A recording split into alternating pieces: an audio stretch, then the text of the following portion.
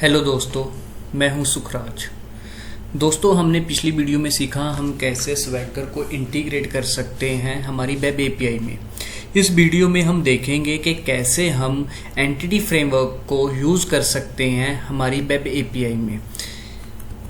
Again, entity framework को किसी भी प्रोजेक्ट में यूज़ करने के लिए आपको क्या चाहिए? सबसे पहले आपको कुछ लाइब्रेरीज चाहिए। मैं टूल पे जाता हूँ, अगेन न्यूगेट पैकेज मैनेजर में जाते हैं और ये इसके अंदर न्यूगेट पैकेज मैनेजर के अंदर जो सेकंड वाली ऑप्शन है, manage NuGet package for solution. अब ये देखो इंस्टॉल्ड में क्या दिखा रहा है, जो हमने लास्ट टाइम इंस्टॉल करी थी। अगर आप इसको कैंसिल करोगे, देखो यहाँ पे आ जाती है एक इंस्टॉल। अब आपने ब्राउज पे क्लिक करना है, आपने यहाँ पे सर्च करना है माइक्रोसॉफ्ट एंटिटी फ्रेमवर्क, राइट। और जैसे ही आप वहाँ पे एंटिटी फ्रेमवर्क को सर्च करोगे, आपके पास मल्टीपल आती हैं। एंटिटी फ्रेमवर्क कोर हमने नॉट एंटिटी फ्रेमवर्क, हमने एंटिटी फ्रेमवर्क कोर यूज़ करना है, क्योंकि अभी हम कोर को ही यूज़ कर रहे हैं। हमने अकेले वाला एंटिटी फ्रेमवर्क को यूज़ करना छोड़ दिया है। वहाँ पे मल्टीपल आती है, आपने पहले वाली जो माइक्रोसॉफ्ट एंटिटी फ्रेमवर्क कोर है उसको यूज़ करना है। देखो ये 1.12 बिलियन लोगों के द्वारा ये डाउनलोड की गई, इतनी ज़्यादा यूज़ हो रही है।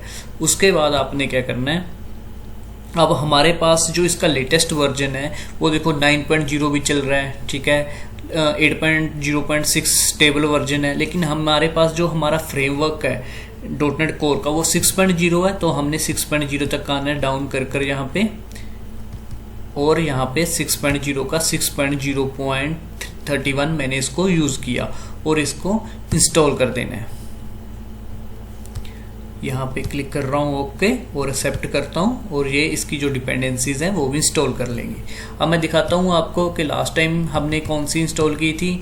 Swash वक्कल ASP.NET core mean swagger वाली करी थी। अभी हमने कौन सी कर ली? एंटिटी फ्रेमवर्क वाली। अब मैंने एंटिटी फ्रेमवर्क वाली तो इंस्टॉल कर ली, लेकिन मैं अभी डेटाबेस है जो मेरा SQL सर्वर, उसको भी यूज़ करूँगा उसके साथ कनेक्शन बनाने के लिए। तो एंटिटी फ्रेमवर्क को कैसे समझाएगा कि मैंने SQL सर्वर के अंदर कौन सी क्वेरी एग्जीक्यूट करनी है। तो उसके लिए हमारे पास एक और DLL है, वो भी हम इंस्टॉल कर लेते हैं। जब भी हम एंटिटी फ्रेमवर्क को SQL सर्वर के साथ यूज़ करते हैं तो हमें 2-3 DLL हैं जो ऐड करनी पड़ती है। नेक्स्ट वाली मैं ऐड कर रहा हूँ फिर से, उसका नाम है कोर। के बाद आपने यहाँ पे जस्ट SQL सर्वर लिखना है। जैसे ही मैंने SQL लिखा, ये देखो आई नहीं है, 1 मिनट में इसको कट करता हूँ। ये रहा नीचे entity framework dot SQL server. इसका भी आपने 6 पॉइंट वाला वर्जन को इंस्टॉल कर लेना है, ठीक है। मैं इसको इंस्टॉल कर रहा हूँ 6.0.31। अगेन इसका इंस्टॉल किया मैंने। इसके बाद हम क्या करते हैं, पहले मैं इसको इंस्टॉल कर लेता हूँ। ये इंस्टॉल हो चुकी है, आप यहाँ पे आउटपुट पे क्लिक करके देख सकते हो ये सक्सेसफुली इंस्टॉल हो गई है।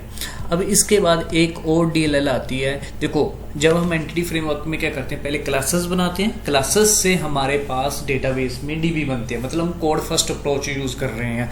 तो अब कुछ कमांड्स होती हैं जिनको हम रन करते हैं, जिनकी हेल्प से हम DB के अंदर ये सब बनाते हैं।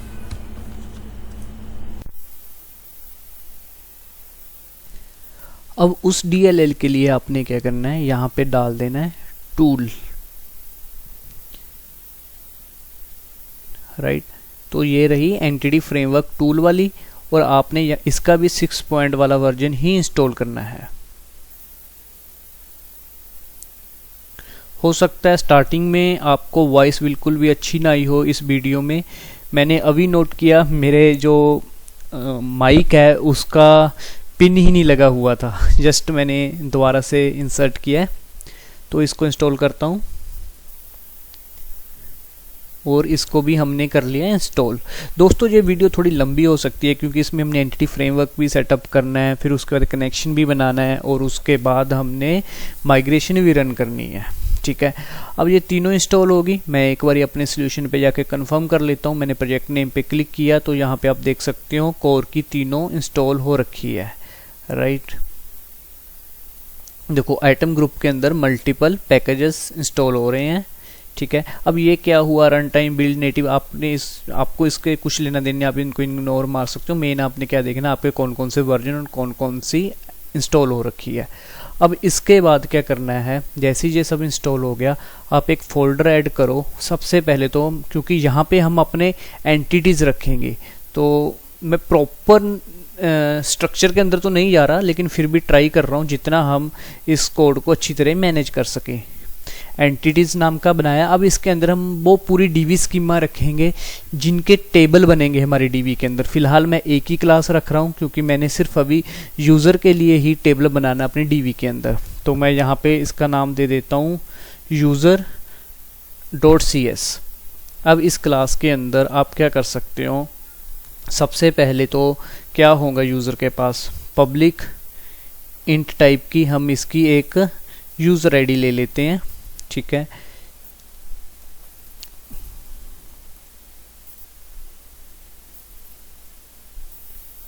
मैंने इस क्लास के अंदर यूज़र आईडी इंटीजर टाइप, उसके बाद नेम, ईमेल, मोबाइल 4 ही फील्ड लिए और बाकी 3 फील्ड मैंने स्ट्रिंग टाइप के ले लिए हैं। अगर आपके पास ऐसे ग्रीन कलर का कुछ सजेशन आ रही है तो आपने क्या करना है, अपने प्रोजेक्ट के मेन जो प्रोजेक्ट नेम है उस पर क्लिक करना है। इसके यहाँ पे नल लेवल को अपने यहाँ पे डिसेबल कर देना है, तो ये वाली जो वार्निंग है या सजेशन है वो आने से बंद हो जाएंगी, ठीक है। अब मैं यूज़र्स पे जा रहा हूँ। अब ये टेबल का हमें बताना पड़ेगा कि डीबी में कौन सा कॉलम की कॉलम होगा, प्राइमरी की। तो आपने यहाँ पे स्क्वायर ब्रैकेट के अंदर लिख देना है की, तो ये वाला मेरा प्राइमरी की होगा। और उसके बाद अगर आप इसको बताना चाहते हो डीबी को कि ये ऑटो जनरेटेड हो, मैं इसको पास नहीं करूँगा, ये डीबी इसको ऑटो जनरेट करता रहे, तो आपने क्या करना है, यहाँ पे जाकर टाइप करना है डेटाबेस जनरेटर, ब्रैकेट स्टार्ट करनी है। इसके अंदर आपने क्या करना है, डेटाबेस ऑप्शंस डॉट, आपने इसको database generated option dot identity. तो ये क्या होगा, बाय डिफ़ॉल्ट इसकी वैल्यू 1 होगी, पहली वैल्यू, और उसके बाद 1 बाय 1 इंक्रीमेंट होता रहेगा। जस्ट ये हमारे पास एक एंटिटी बन गई है जिसको हम यूज़ करेंगे डेटाबेस में टेबल बनाने के लिए। अब ये तो एक सिंपल क्लास बनी। उसके बाद आपको एक डीबी कंटेक्स्ट क्लास बनानी होती है जिसको हम यूज़ करते हैं डेटाबेस के साथ इंटरेक्ट करने के लिए।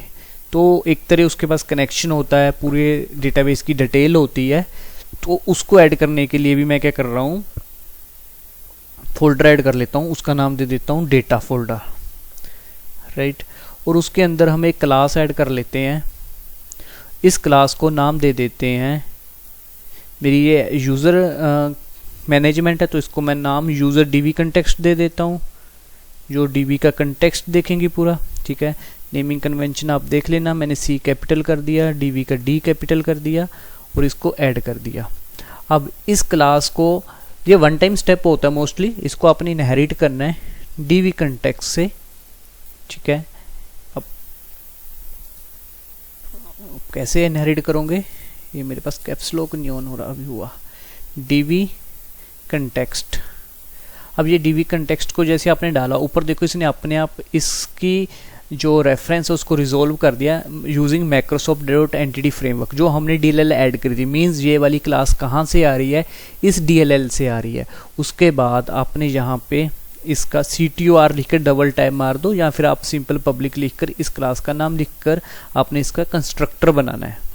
फिर आपने कंस्ट्रक्टर के अंदर लिखना है डीबी कंटेक्स्ट ऑप्शंस, और उसके बाद आपने करना है इसे स्टार्ट, और यहाँ पे अपनी अगेन यूज़र डीबी कंटेक्स्ट जो क्लास है उसका नाम दे देना है। इसमें कंफ्यूज होने की ज़रूरत नहीं, आपने यहाँ पे इसको नाम दे दो कुछ भी ऑप्शंस, और इसको इनहेरिट करवा देना है बेस क्लास से, और उसके अंदर आपने ऑप्शंस को पास कर देना है। ये वन टाइम स्टेप है, ये बार बार नहीं हमें लिखना पड़ता, ये जस्ट कुछ डीबी की सेटिंग्स हैं।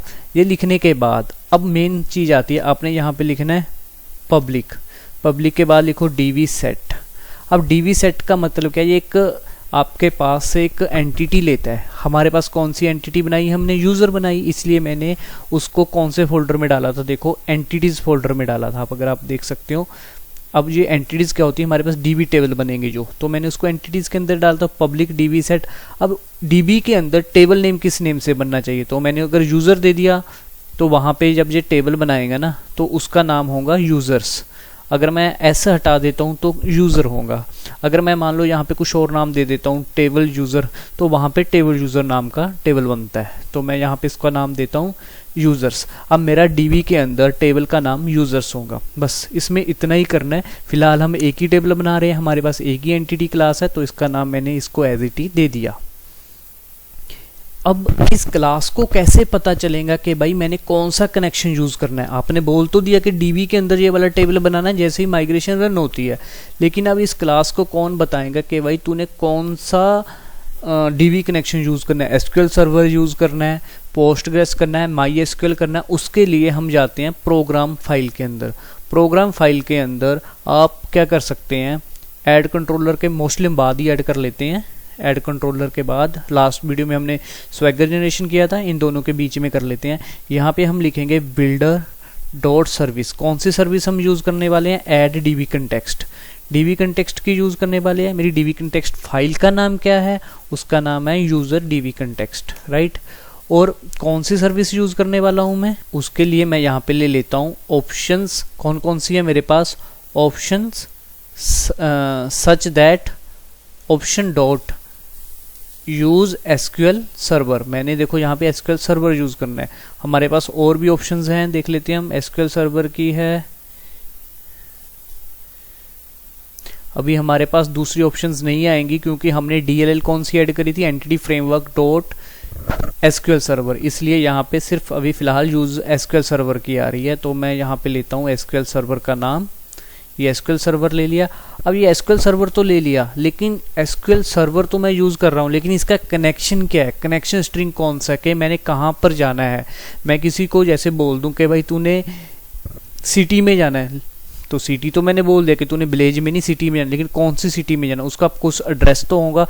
तो इसे के लिए यहाँ पे हमें कनेक्शन स्ट्रिंग पास करना पड़ता है। तो मान लो मेरे कनेक्शन स्ट्रिंग का नाम मैंने जस्ट ऐसे ही एक फिलहाल हार्ड कोड डेटा या टेस्ट डेटा कुछ भी लिख देता हूँ, इसको बाद में मॉडिफाई करते हैं, बताता हूँ क्यों लिख रहा हूँ, और इसको बंद कर दिया ऐसे, ठीक है।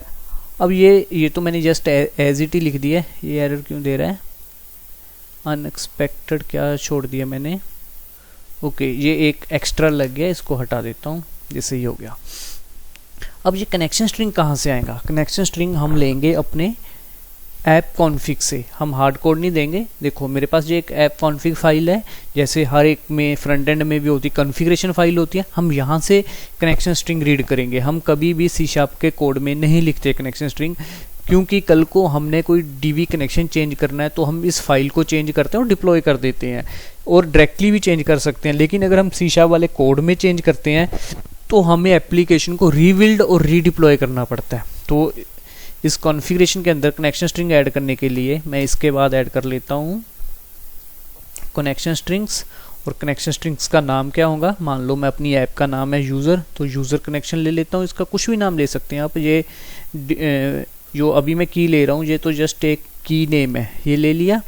अब इसके बाद यहाँ पे इस की के अंदर ये वाला मुझे पूरा कनेक्शन स्ट्रिंग देना पड़ेगा। अब मैं कनेक्शन स्ट्रिंग मेरे पास ऑलरेडी है, मैं कहीं ना कहीं से अपनी दूसरी एप्लीकेशन से कॉपी कर लेता हूँ। मैंने यहाँ पर दूसरी एप्लीकेशन से कॉपी कर लिया, क्योंकि कनेक्शन स्ट्रिंग हमारे कभी भी याद नहीं रहता। तो सबसे पहले डेटा सोर्स, ये मेरे सर्वर का नाम है। इनिशियल कैटालॉग, इट मीन्स मेरी डीबी का नाम है। अब हम अपने डीबी का नाम भी क्या रख लेते हैं? यूज़र मैनेजमेंट, ठीक है। यहाँ पे आ गया यूज़र मैनेजमेंट।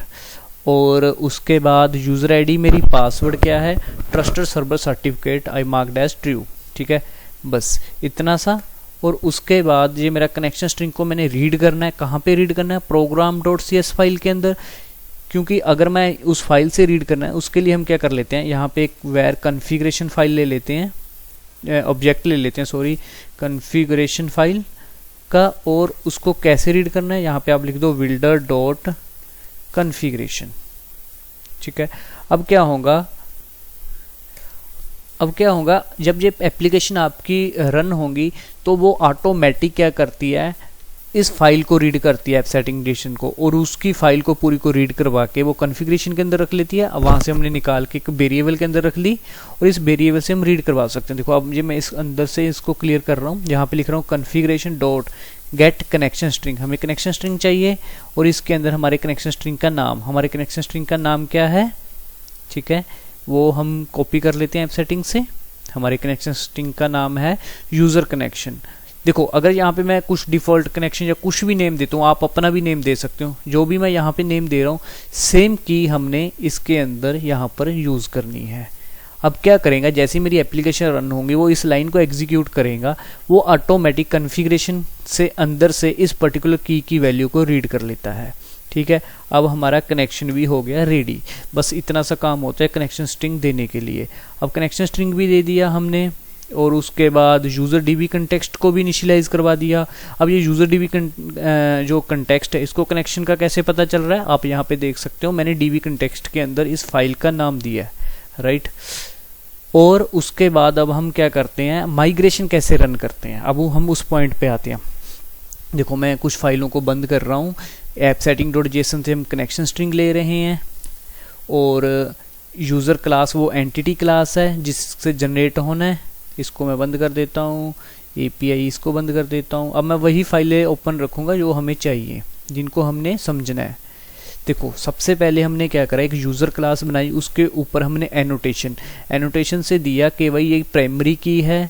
इसमें हम मल्टीपल दे सकते हैं। मान लो मैं चाहता हूँ कि जो मेरा नेम है वो रिक्वायर्ड होना चाहिए, तो मैं इसको रिक्वायर्ड मार्क कर दूंगा। अगर किसी के ऊपर मैंने मैक्स लेंथ देनी हो तो उसके ऊपर हम ऐसे मैक्स लेंथ या ईमेल एड्रेस ही होना चाहिए।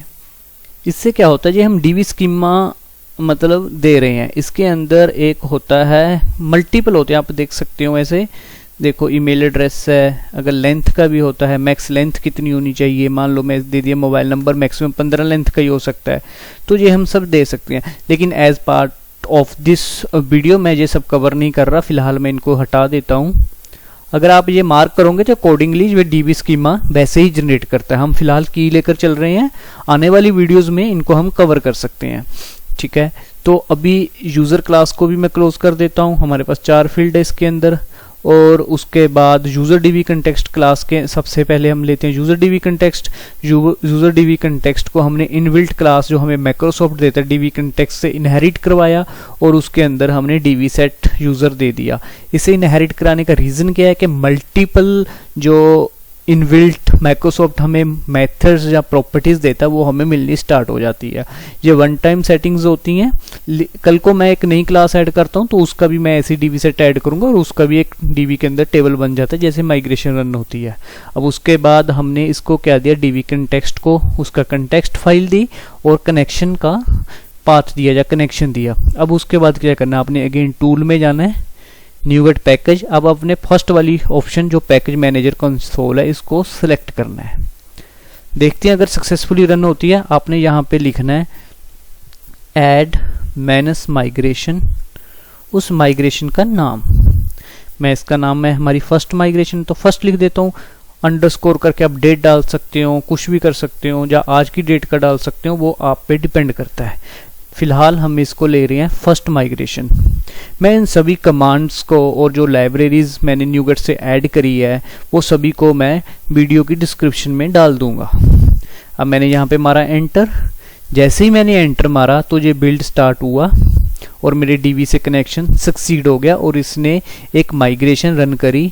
और माइग्रेशन रन होते ही देख सकते हैं आप मेरे एक सोल्यूशन के अंदर माइग्रेशन नाम का फोल्डर बना और उसके अंदर जो मैंने फर्स्ट नाम दिया था उसके आगे उसने आज की डेट लगाकर, ठीक है, जैसे 2024 07/06 5 बज के सम टाइम ये कुछ लगा दिया और इससे एक ये माइग्रेशन बनाई है। ठीक है, जो माइग्रेशन बनाई है उसको आप समझे, ये ऑटो जनरेट है। इसमें इसने क्या करा, एक टेबल का डिस्क्रिप्शन दिया है कि मुझे एक टेबल चाहिए, उसके अंदर एक यूज़र आईडी कॉलम होगा और उसका आइडेंटिटी 1 होगा। अब उसको ये सब कहाँ से समझाया, क्योंकि मैंने यूज़र क्लास के ऊपर एक एनोटेशन दिया था ना, तो उस वहाँ से उठाया इसने। अब देखो मैंने वहाँ पे किसी का भी वो रिक्वायर्ड नहीं दिया तो उसने सभी को नल लेवल ट्रू ले लिया। मैंने वहाँ पे किसी की लेंथ नहीं दी तो उसने एन वेर मैक्स ले लिया। मैंने वहाँ पे किसी की डेटा टाइप जो इंटीजर वाली प्रॉपर्टी उसकी इंटीज ले ली, दूसरी की उसने स्ट्रिंग से उसको ऑटोमेटिक किस में लेके जा रहा है, वेरकैर एन वेरकैर मैक्स में। तो ये फाइल को हम इतना नहीं देखते, ये ऑटो जनरेट होती है। अब उसके बाद जो हमने कमांड रन करी थी, हम दोबारा कहाँ पे अब ओपन कर लेता हूँ मैं, ये हमने यहाँ पे कमांड रन करी थी, वो सक्सीड हुई। अब ये यहाँ पे बन गया, लेकिन अब ये जो माइग्रेशन फोल्डर बना और उसके अंदर ये एक फाइल बनी है, अब क्या करता है वो उस फाइल से, ये वाली फाइल है, ये स्नैपशॉट को आप छोड़ दो, देखना मत, इस फाइल से डेटाबेस में कनेक्शन बना कर, अभी तक कनेक्शन नहीं बनाया उसने, जस्ट मेरी यूजर .cs फाइल को यूज करके एक स्कीमा बनाई है। लेकिन अगर आप देखो, मैं आपको यहाँ पे दिखाता हूँ रिफ्रेश कर यहाँ पे कोई भी मेरा नया डेटाबेस अभी तक नहीं बना। आप देख सकते हो यहाँ पे कोई डेटाबेस नहीं है। अब मैं क्या करता हूँ, मैं वापस जाता हूँ अपने कोड के अंदर, यहाँ पे अपडेट डेटाबेस ये वाली कमांड चलाता हूं। जैसे ही मैं ये कमांड चलाऊंगा, मेरी डीबी कंटेक्स्ट कनेक्शन बनाती है मेरे डेटाबेस से, और इस जो अभी माइग्रेशन रन करी है, जो इससे फाइल बनी, उस फाइल से डेटाबेस के अंदर टेबल बनाती है। देखो स्टार्ट हुआ, सक्सीड हुआ, मतलब स्टार्ट और सक्सीड मतलब मेरा कनेक्शन बना। अब ये वहां पे बना रहा है मेरे फोल्डर्स, सॉरी टेबल्स। अब यहाँ पे आके मैं इसको रिफ्रेश करता हूँ दोबारा से,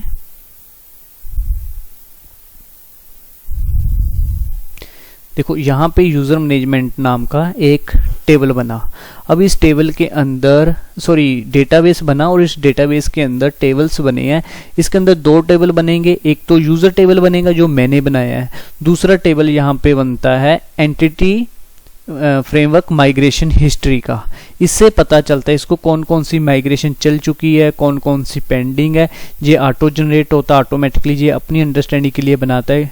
देखो कल को क्या कर रहा हूँ मैं, दोबारा माइग्रेशन चला दूं तो उसको पता है ये वाली माइग्रेशन ऑलरेडी रन हो चुकी है, वो डेटाबेस में दोबारा उस माइग्रेशन को नहीं रन करेगा।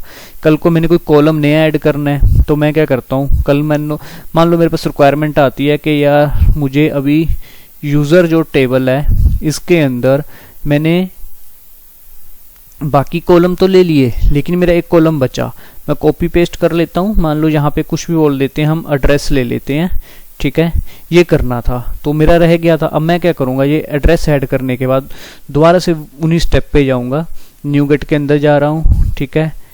यहाँ पर जाकर मैं पहले वाली कमांड, अब पहली का नाम फर्स्ट तो ऑलरेडी है राइट, तो आज की डेट से डाल देता हूँ मैं। आज कितनी है,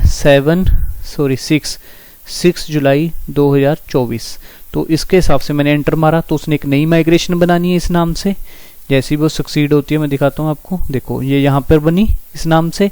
अगर आप इसके अंदर आते हो, यहाँ पे देखो उसने क्या करा, ऐड कॉलम। अब मैंने एक नया कॉलम ऐड करा तो वो अंडरस्टैंड कर गया मेरे पास ऑलरेडी टेबल है, माइग्रेशन रन हो चुकी है। पुरानी माइग्रेशन से कंपेयर करके उसने देखा कि भाई मुझे अब क्या करना है, एक नया कॉलम ऐड करना है, तो उसने इसकी डाल दी। बाई चांस इस माइग्रेशन को मैं डाउन करूँ तो उसको पता है ये वाला कॉलम मैं डिलीट कर दूंगा। अब मैं माइग्रेशन को अप कर रहा हूँ दोबारा से, मैं दोबारा ओपन करता हूँ टूल के अंदर से, आपने पैकेज मैनेजर कंसोल करा और अब हमने डेटाबेस को अपडेट करना है। मैंने अपडेट डेटाबेस कमांड चला दी। जैसे ही मैं उस कमांड को चलाता हूँ वो डीबी के अंदर जाता है। यहाँ पे आप देख सकते हो पहले कितने कॉलम थे, आई थिंक वो रिफ्रेश हो जाएंगे, नहीं हुए नहीं ना अभी। मैं अब इसको रिफ्रेश करता हूँ टेबल को, देखो एक नया कॉलम यहाँ पे आप देख सकोगे।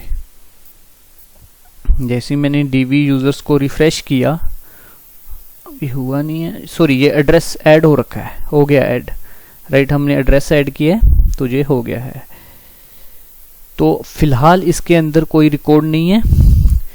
जैसे हमने अपनी इस सीरीज की सेकंड वीडियो में देखा था हम गेट ऑल यूजर्स कैसे करते हैं, अब नेक्स्ट वीडियो में मैं वहीं से स्टार्ट करूंगा क्योंकि अब हम डीवी से चल रहे हैं।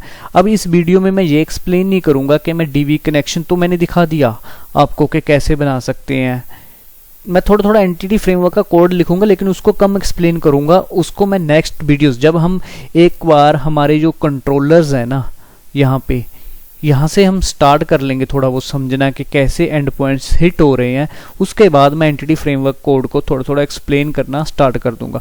और मैं यहाँ पे कोई स्ट्रक्चर फॉलो नहीं करूंगा, ना ही मैं कोई क्लीन आर्किटेक्ट या फिर कोई रेपोजिटरी पैटर्न वगैरह कुछ नहीं मैं यूज कर रहा। मैं डायरेक्ट कोड इस कंट्रोलर के अंदर लिखूंगा ताकि हम पहले हम एक बार CRUD ऑपरेशन का और डीवी कनेक्शन कैसे हो रहा है, कैसे काम कर रहा है ये समझ सके। जब ये कंप्लीट हुआ आने वाली वीडियोस में हम थोड़ा थोड़ा स्ट्रक्चर ऐड करना स्टार्ट कर देंगे। Thank you. इस वीडियो में इतना ही, नेक्स्ट वीडियो में हम गेट ऑल यूजर्स वाली वीडियो देखेंगे। Thank you.